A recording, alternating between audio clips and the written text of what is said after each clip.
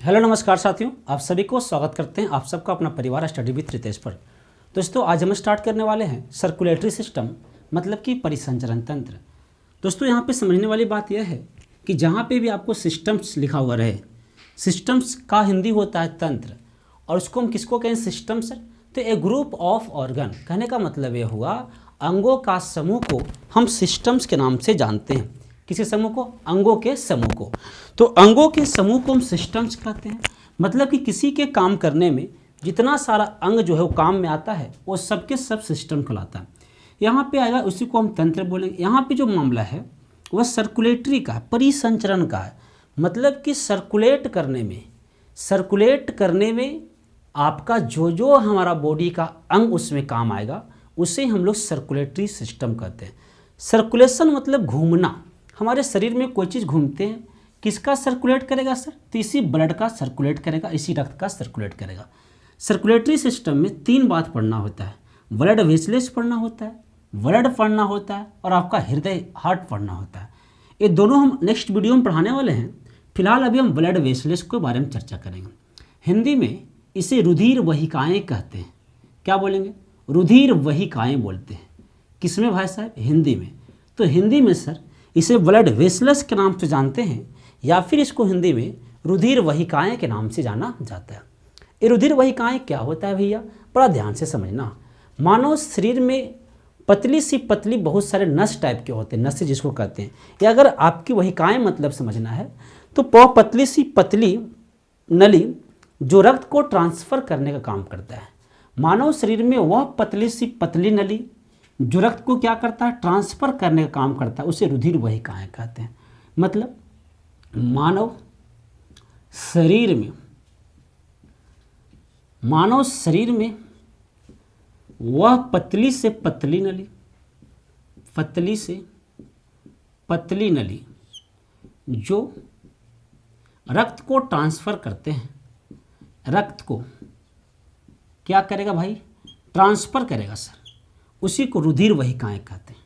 और ये तीन रूप में आपका डेवलप होते हैं। एक को धमनी या आर्टरी कहते हैं, एक को सीरा या आपका वेंट्स कहते हैं, और एक को केशिका मतलब कैपिलरी कहते हैं।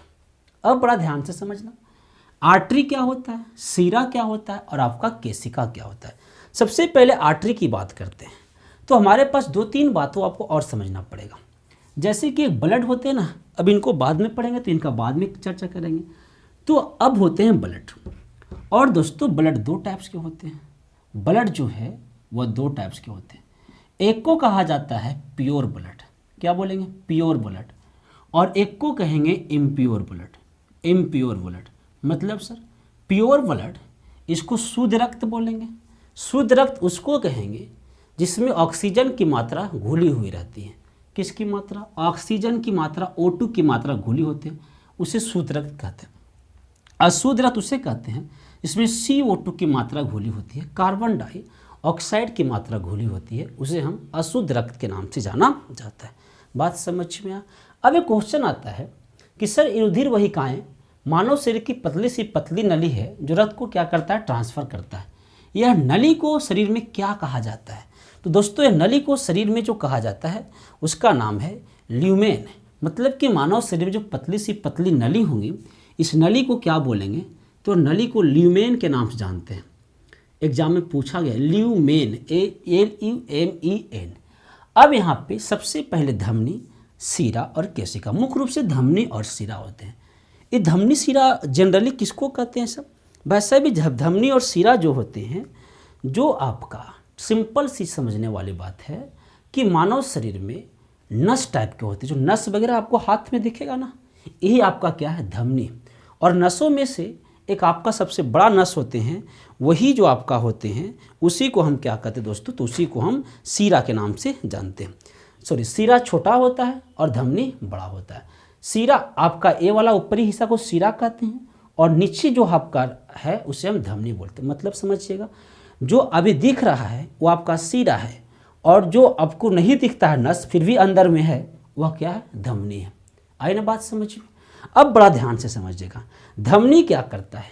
तो बॉडी में धमनी जो है वह शुद्ध रक्त को ट्रांसफ़र करता है, शुद्ध रक्त को ले जाता है। मतलब ऑक्सीजन घुला हुआ रहता है, और जब ऑक्सीजन घुला हुआ रहेगा इसे हम क्या बोलेंगे, तो साहब इसे हम प्योर ब्लड कहेंगे। कौन से ब्लड? प्योर ब्लड कहेंगे, या फिर इसे हम शुद्ध रक्त कहेंगे। तो इतना बढ़िया से बात को समझना है कि धमनी जो है वह शुद्ध रक्त को ट्रांसफ़र करता है। धमनी का कलर आपसे पूछ लिया जाएगा, तो इसका कलर जो होते हैं धमनी का वह लाल रंग का होता है। कैसा कलर? तो कलर जो होंगे वो आपका रेड कलर का होंगे। सभी के सभी धमनी शुद्ध रक्त प्रवाहित करता है? नहीं दोस्तों, एक धमनी होते हैं फुफ्फुसीय धमनी, इनका एक्सेप्शन या कतरे या फिर नेक्स्ट वीडियो में हम इनका कंसेप्ट बताएंगे। फुफ्फुसीय धमनी, यह फुफ्फुसीय धमनी क्या करता है सर? तो ये CO2 रक्त को ले जाता है, मतलब कि इम्प्योर ब्लड को ले जाता है। कौन ब्लड को? इम्प्योर ब्लड को ट्रांसफ़र करने का यह काम करेगा। कौन जी? आपका फुफ्फुसीय धमनी। सारी के सारी धमनी शुद्ध रक्त को, लेकिन एक्सेप्शन में क्या बताया? फुफ्फुसीय धमनी। यह कौन रक्त ले जाता है? तो ये आपका अशुद्ध रक्त को प्रवाहित करता है। धमनी जो है वो रक्त को हृदय से यह जो रक्त को कहाँ से कहाँ, तो यह रक्त को हृदय से शरीर की ओर ले जाता है। तो याद रखना है धमनी जो है वह रक्त को हृदय से शरीर की ओर ले जाने का काम करता है। धमनी क्या करेगा सर? तो धमनी जो है दोस्तों वह रक्त को हृदय से शरीर की ओर ले जाने का काम कौन करता है? धमनी करता है। कहाँ से कहाँ? हृदय से शरीर की ओर। धमनी है बहुत सारे सर, लेकिन सबसे बड़ी धमनी जिसको हम लोग बोलते हैं महाधमनी। क्या? महाधमनी। महाधमनी जो होते हैं सबसे बड़ी धमनी है। तो सबसे बड़ी धमनी का हम किस नाम जानते हैं? तो सबसे बड़ी धमनी है महाधमनी। ये महाधमनी जो है दोस्तों वह आपका सबसे बड़ी धमनी है। सबसे बड़ी धमनी क्या नाम है इसका? महाधमनी। और इस महाधमनी को एक नाम जानते हैं, इसे हम आयोटा कहते हैं, योटा कहते हैं। क्या बोलेंगे? आयोटा या योटा बोलेंगे। आयोटा बोलेंगे या फिर इसको हम योटा बोलेंगे। किसको सर? महाधमनी का। अब इतनी बात समझ में आ गया। अब यहाँ पे शरीर के यह नीचे होते हैं, निचली भाग में होते हैं। शरीर कहाँ होंगे? मतलब बॉडी के निचली भाग में होंगे, और एक गहराई में होते हैं। क्या होते हैं? गहराई में। इसका प्रेशर जो होते हैं 120 के आसपास इसकी क्या होते हैं दोस्तों? प्रेशर देखने को मिलता है। अब ध्यान से समझिएगा। अब हम किसकी बात करते हैं? तो अब हम सीरा की बात करते हैं। सीरा को क्या बोलते हैं? वेंस बोलते हैं। और यह अशुद्ध रक्त को प्रवाहित करता है। अशुद्ध रक्त मतलब CO2 गैस वाले। यह किसको प्रभावित करेगा? अशुद्ध रक्त को यह प्रभावित नहीं, मतलब अशुद्ध रक्त को यह ट्रांसफ़र करता है। कौन सर? तो आपका सीरा। सीरा कौन रक्त को ट्रांसफ़र करेगा? तो सीरा अशुद्ध रक्त को। सभी के सभी सर नहीं दोस्तों, एक आपका है फुफ्फुसीय सीरा। कौन सीरा? फुफ्फुसीय सीरा। और ये फुफ्फुसीय सीरा क्या करता है? तो दोस्तों फुफ्फुसीय सीरा का बस इतना सा काम है। किसका? फुफ्फुसीय सीरा का बस यही एक काम बच गया है, यह आपका O2 का मतलब शुद्ध रक्त को ट्रांसफ़र करता है। सभी के सभी सीरा अशुद्ध रक्त को ट्रांसफ़र करेगा, लेकिन एक फुफ्फुसीय सीरा शुद्ध रक्त को ट्रांसफ़र करेगा। जस्ट इमेजिन इसका उल्टा करना। यह रक्त को शरीर से हृदय की ओर जाता है। यहाँ हृदय से शरीर को जा रहा था, लेकिन यह जो है रक्त को शरीर से किधर ले जाएगा? तो शरीर से हृदय की ओर ले जाता है। शरीर से यह हृदय की ओर ले जाएगा। किसको? रक्त को। कहाँ से कहाँ दोस्तों? शरीर से यह हृदय की ओर किसको ले जाता है? रक्त को ले जाता है। अब यहाँ पे सीरा जो आपके होते हैं इसकी प्रेशर 80 होते हैं। कितने होते हैं? 80 इनकी प्रेशर होते हैं। क्या दोस्तों? 80 होते हैं सर, बिल्कुल सही। इनका 120 होता है। तो सबसे ज़्यादा किनका होगा? इनका होगा। और यह ऊपरी भाग में पाया जाता है, गहराई में नहीं पाया जाता है। कौन भाग में? ऊपरी भाग में कौन पाया जाता है? तो ऊपरी भाग में सीरा पाया जाता है। आ गई ना बात समझ में? अब यहाँ पे सबसे बड़ा सीरा है जिसे हम लोग बोलते हैं महासीरा। क्या? महासीरा। तो सीरों में से जब कहे सबसे बड़ा सीरा की बात, तो सबसे बड़ा सीरा को हम महासीरा कहते हैं।